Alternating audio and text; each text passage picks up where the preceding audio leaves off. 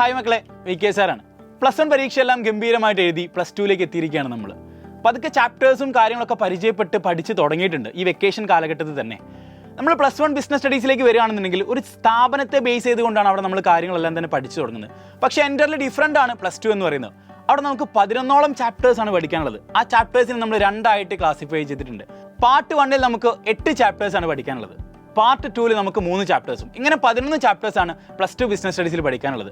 ആദ്യത്തെ 8 ചാപ്റ്റേഴ്സ് എടുത്ത് പരിശോധിക്കുകയാണെങ്കിൽ ഒന്നാമത്തെ ചാപ്റ്റേഴ്സിൽ നമുക്ക് മാനേജ്മെൻറ്റുമായി ബന്ധപ്പെട്ട കോൺസെപ്റ്റുകളാണ് നമുക്ക് പഠിക്കേണ്ടതുള്ളത്. രണ്ടാമത്തെ ചാപ്റ്ററിലേക്ക് വരുന്ന സമയത്ത് പ്രിൻസിപ്പിൾസ് ഓഫ് മാനേജ്മെൻറ്റ്, നമുക്ക് മാനേജ്മെൻറ്റിലെ 2 ടൈപ്പ് ഓഫ് പ്രിൻസിപ്പിൾസ് നമുക്ക് പഠിക്കേണ്ടതുണ്ട്.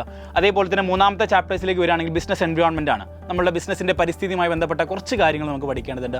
ദെൻ 4 മുതൽ 8 വരെയുള്ള ചാപ്റ്റേഴ്സിൽ മാനേജ്മെൻറ്റിൻ്റെ ഏറ്റവും പ്രധാനപ്പെട്ട ഫംഗ്ഷൻസ് ഓരോരോ ചാപ്റ്ററുകളായിട്ടാണ് പിന്നീട് അങ്ങോട്ട് നമ്മൾ പഠിച്ചു തുടങ്ങേണ്ടത്.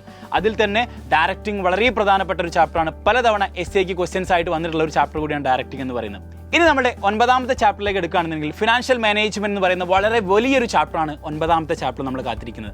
അവിടെ നമ്മൾ കൃത്യമായിട്ട് ഫൈനാൻസ് എങ്ങനെ മാനേജ് ചെയ്യുന്നു, അതുമായി ബന്ധപ്പെട്ട ഡിസിഷൻസ് ഏതൊക്കെയാണ് എന്നുള്ള ഒരുപാട് ഇൻഡെപ്ത് ആയിട്ടുള്ള കോൺസെപ്റ്റുകൾ നമ്മളവിടെ പഠിക്കുന്നുണ്ട്.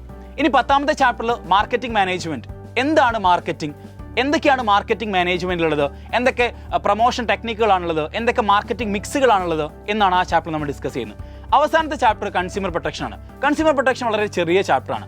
എന്തൊക്കെയാണ് കൺസ്യൂമേഴ്സിൻ്റെ റൈറ്റ്സ്, എന്തൊക്കെയാണ് റെസ്പോൺസിബിലിറ്റീസ്, ഇങ്ങനെയുള്ള കാര്യങ്ങളാണ് നമ്മൾ 11ാമത്തെ ചാപ്റ്ററായിട്ടുള്ള കൺസ്യൂമർ പ്രൊട്ടക്ഷനിൽ പഠിക്കുന്നത്. സോ ഇത്രയും 11 ചാപ്റ്ററിൽ തന്നെ ഒരുപാട് കോൺസെപ്റ്റുകളും ഒരുപാട് ടോപ്പിക്കുകളും നമ്മൾ കവർ ചെയ്യേണ്ടതുണ്ട്. പക്ഷേ ഇനി അങ്ങോട്ടുള്ള +2 കാലഘട്ടത്തിൽ അതിനുള്ള സമയം ഉണ്ടോ എന്നുള്ള കാര്യം കൃത്യമായിട്ട് പരിശോധിക്കേണ്ടതുണ്ട്. നമുക്കറിയാം 6 സബ്ജക്റ്റുകൾ നമ്മൾ പഠിക്കേണ്ടതുണ്ട്. അതേപോലെ തന്നെ റെക്കോർഡ് വർക്ക്, അങ്ങനെ ഒട്ടനവധി ആക്ടിവിറ്റീസ് നമ്മളെ കാത്തിരിക്കുന്നുണ്ട്. അത് സ്പോർട്സിലൂടെ ആണെങ്കിലും ആർട്സിലൂടെ ആണെങ്കിലും മറ്റു ഫെസ്റ്റിവൽസിലൂടെ നമ്മളെ കാത്തിരിക്കുന്നുണ്ട്. സോ ഇതിനിടയ്ക്ക് നമ്മുടെ സ്റ്റഡീസിൽ ഫോക്കസ് ചെയ്യാന്നുള്ളത് വളരെ ബുദ്ധിമുട്ടേറിയ കാര്യം തന്നെയാണ്. പക്ഷേ നമ്മൾ കൃത്യമായിട്ട് ആദ്യം മുതൽ പഠിച്ചു തുടങ്ങുകയാണെന്നുണ്ടെങ്കിൽ ഉറപ്പായിട്ട് നമുക്ക് എല്ലാ സബ്ജക്റ്റുകളിലെയും എല്ലാ ചാപ്റ്റേഴ്സും ഇൻഡെപ്ത് ആയിട്ട് പഠിച്ചു തുടങ്ങാൻ വേണ്ടിയിട്ടും അതേപോലെ തന്നെ എല്ലാ ചാപ്റ്റേഴ്സിലെയും ക്വസ്റ്റ്യൻസ് വർക്കൗട്ട് ചെയ്തുകൊണ്ട് പ്രിപ്പയർ ചെയ്യാൻ വേണ്ടിയിട്ടും നമുക്ക് സാധിക്കും. സോ ഇനി അങ്ങോട്ട് നമ്മൾ കൃത്യമായിട്ട് സിസ്റ്റമാറ്റിക് ആയിട്ട് ആദ്യം മുതൽ പഠിച്ചു തുടങ്ങുകയാണെന്നുണ്ടെങ്കിൽ ഉറപ്പായിട്ടും ബിസിനസ് സ്റ്റഡീസിൽ മാത്രമല്ല നമുക്ക് ഇനി അങ്ങോട്ടുള്ള 6 സബ്ജക്റ്റുകളിലും ഉറപ്പായിട്ടും ഫുൾ മാർക്കിലേക്ക് നമുക്ക് എത്താൻ വേണ്ടി സാധിക്കും.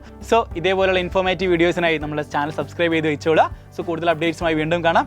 Thank you.